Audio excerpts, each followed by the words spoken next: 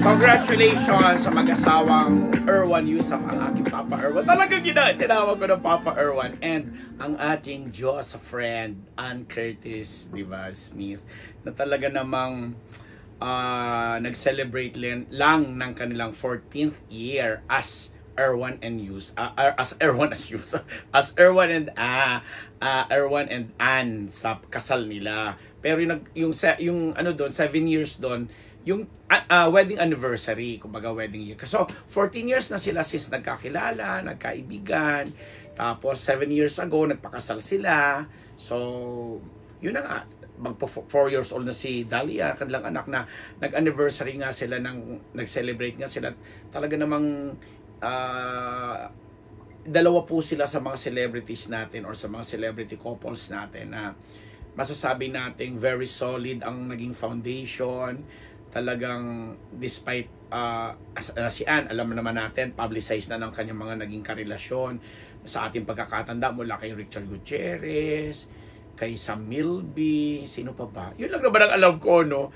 And eto nga siya, nagsettle na siya dito kay Erwan na talaga namang very, very papable, very, alam mong talagang husband material, and pinatutunayan naman kahit hindi nga nasa ibang larangan itong si Erwan na maituturing because he is a vlogger, he is a podcaster, at may sarili naman siyang mundo dahil nakilala nga siya bilang isang magaling na chef. Makikita mo kahit papano, malayo man dun sa mga nakikita natin mga showbiz couple na ang parehong party ay nagpapa-interview, nagsasalita, nagbibigay ng pahayag. Kaya na-evaluate natin or na-assess natin yung samahan nila.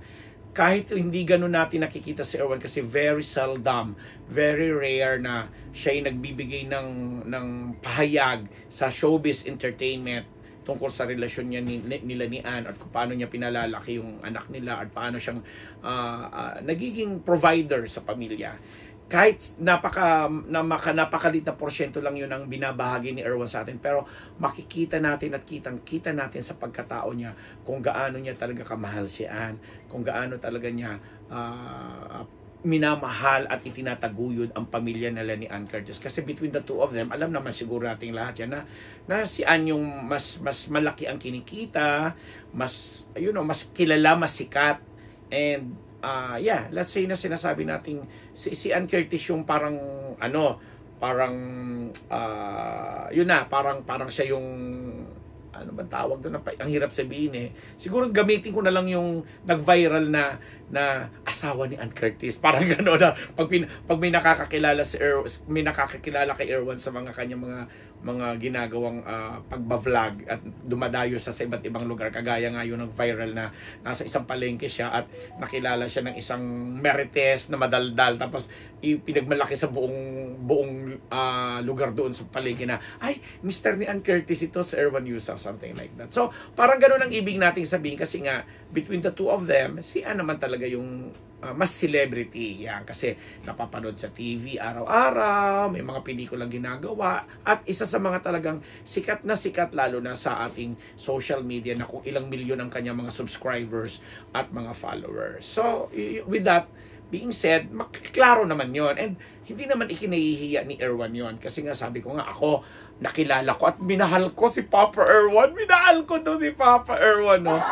na dahil nakikita ko yung magandang samahan nila ni Ann. So going back to their anniversary, 7 years ang marriage plus another 7 years sa kanilang samahan, since magkakilala sila, ang ganda ng nagiging representasyon nila as young couple dito sa industriyang ito, both busy, both mga achievers, and may kanya-kanya silang mga following. At isa nga ako talagang sabihin ko na, maghihingi na ako ng sorry kay Josa Ann. Alam mo, asi wala maging asawa mo si Erwan, mas naging fan ako ni Erwan.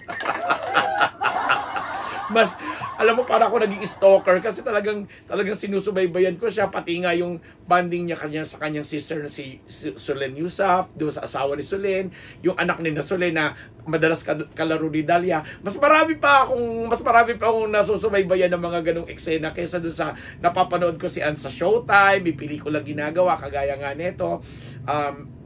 magbabalik action series siya sa movie na yung Baybas, may parang may part 2 or sequel ba ito. And then may gagawin pa siyang Korean adaptation ng Korean novela na nakalimutan ko yung title. Kita mo? Pero kung sa Erwan yun, hindi ko makakalimutan ang title. Hindi. Basta may gagawin pa siyang series. Kaya naging tuksuhan daw dun sa It's Showtime nung mag-celebrate nga sila ng kanilang anniversary na ay siguro siguro pagbibigyan na daw ni Ann ang asawa niya na si Erwan na sundan na si Dalia kasi parang yun ang kanyang anniversary wish or parang gift na gusto niyang marinig sa kay Ann. But yun na nga, given the situation na may mga pinagkakaabalahan si Ann ngayon na mga projects meaning yung mga tatakbong project series or movies, unlike yung project na gagawa ka lang ng commercial, magko-cover ka sa mga magazine, mag-i-endorse ka ng products, iba yun doon sa sinasabi nating mas magiging busy siya. Kaya malamang na hindi na naman daw ito mangyari unless, di ba?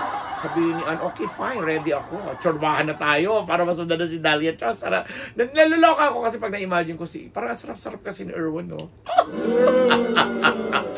Yun lang mga katibabatabal. Natutuwa po ako kasi itong anniversary nila, nagpapatunay lamang na sabi ko nga, dalawa po sila sa mga hinahangaan nating celebrities na mga celebrity couples dito sa bansang ito na talaga namang napaghuhugutan, nakakakitaan natin ng inspirasyon, ng mga positive na mga bagay-bagay. At saka alam natin, I'm sure nagtatampuhan din siya katulad ng mga regular at ordinary couples siya. Pero ang feeling ko kasi napakapasensyoso, ang haba-haba ng pasensya dito ni Erwan na talagang siya yung submissive kumbaga na hindi naman under ni Ann, pero si Ann din naman bungangera pero cute. Alam mo yon, pag kinantahan ka na ng bonggang-bongga niyan, mawawala na yung mga galit ninyo sa kanya or whatever. So hindi natin alam kung anong mga susunod na mga gaganap dito sa mag-asawang ito na binabati natin ng happy 7th wedding, di ba, wedding anniversary nila kasi sa New Zealand pa sila nagpakasal, di ba, dinayo pa yun ng mga May Vice at mga kaisamahan nila sa Showtime. Pero 14 years na po silang magkasama or magkakilala. Talaga namang sasabihin nga namang iba dyan, naglolokohan ng pagmamahal. Naglolokohan ba? Hindi. Seriously speaking, saludo kami kasi sabi nga namin, isa ito sa mga couple na talagang makikita nating tatagal pa. Diba? And on that note, gusto rin po namin sabihin sa inyo sa pagbabahaging ito na tatagal pa rin tayo dito. Ang samahan po natin sa Unbettable Channel. Maraming salamat po. And again, sa mga fans ni Ann Curtis, Yusuf, and Erwan Yusuf, and Dalia na rin, pinabati natin. Happy anniversary. Congratulations.